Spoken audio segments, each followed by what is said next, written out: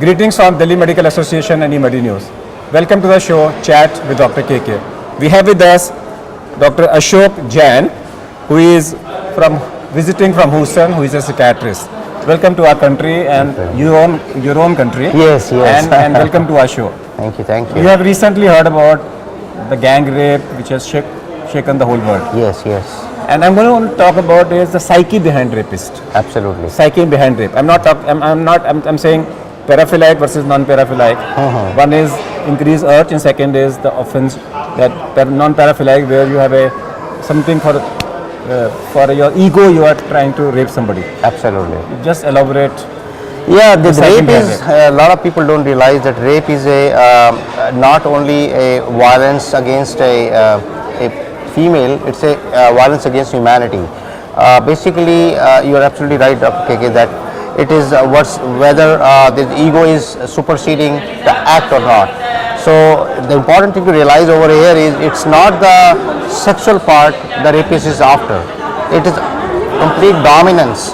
And sometimes when the dominance is not achieved by merely the rape, the rapist will go further. And like in this case, what happened, the rapist violated not the integrity of the woman body, but also it violated the whole physical aspect, because submission was not there complete. Is it a sign of a disease? It's a sign of a disease. It's not. Or was it alcohol? Well, I think you are absolutely right. There's always a debate about nature versus nurture, and you want to see whether it is a personality. I don't think there is anybody as a bad man, and alcoholism causes a very significant aspect is called disinhibition. When it called disinhibition, that all the good sense goes away. So under an effect of alcohol, can you do brutal murders? Yes, to that can. extent? Your chances of committing suicide, homicide, or rape are much higher when you are not under rape. influence. I'm talking about gang rape, Any violence. any violence. Any violence. But the Specifically if you are instigated. yes, especially.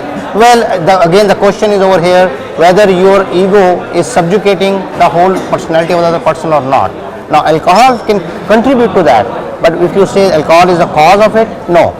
Like for a person to commit a homosexual act under alcohol is not possible, because that's not in their definition. Same way, if for a rapist, it has to be in the definition of the rapist that the rape can be committed. For a person who doesn't have the definition of rapist, drinking alcohol won't make them rapist. So yes, it's both ways. It goes both ways. Whether they are doing it because their inclination toward the rape, or they are doing it because they have excuse of drinking. But yes, alcohol can contribute to it. Okay. When we talk about rape as a patient, rapist as a patient, Yes. which are the conditions where it's like a mental disorder, that you have sexual urges, you have fantasies, you have exhibitionism, you have lots of disorders where you try to, all the time you're thinking of sex. And what are these traits, how to pick them up, and what to do?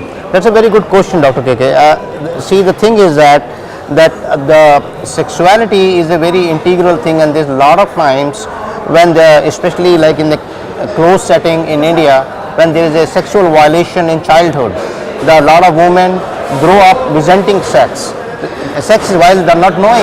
Sex is a very intimate part of the whole of the body and personality, in the marital life or any intimacy.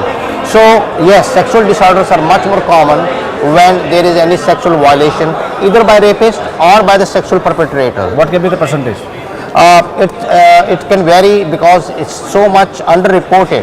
So, the rape is because the problem is the victim thinks that they are to be blamed. So I've been given a statistic that 54% of the children in India, this is the statistics of the last year, had mentioned that they had a child abuse experience. Wow, that's shocking. In their childhood. See, that's why it is very important. We need to strictly reinforce the Child Protective Act. The reason in US is that if a child, even my daughter, my wife is a medical and I am a leading psychiatrist in USA, even my child goes to the school and say my dad slapped me, they have to have a full investigation. It is not hush-hush. Over here, if a child reports, they are made a stigmatized, they are made a taboo of, and they are victimized. So absolutely, we need to make sure that reinforcement of the child protection is very high on our agenda. Going away from the topic, what you would have been if you would not have been a psychiatrist or a doctor?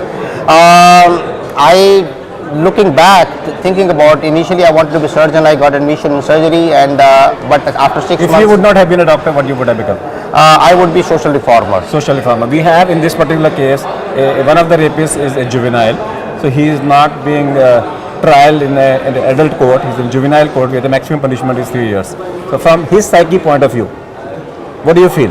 Will he? I think grossly, personally speaking, it's a travesty of justice.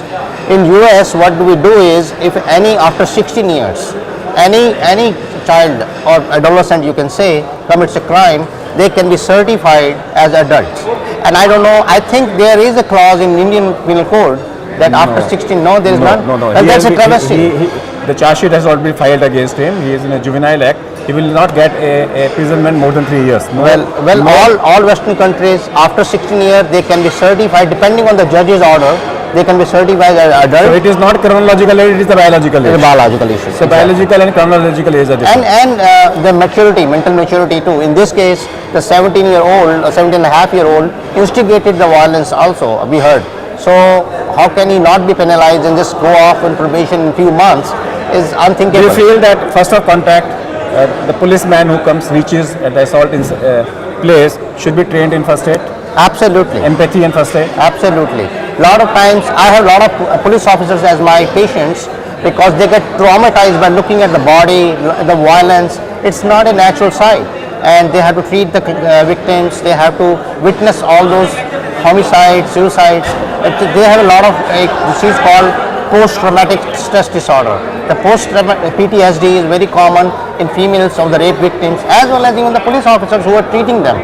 So absolutely, they should be fully trained. So what Dr. Ashok says is very clear that rapist needs to be not only punished but also treated. And if that's so, we need a lot of change in the society, not only in the society but also in the medical profession, in the policing, in the at the level of judges, that the whole society has to be thought of differently. Let's thank you very much for joining us in this session. Appreciate it. That's all for today. We'll come back with one more show. Till that, goodbye. Thank you.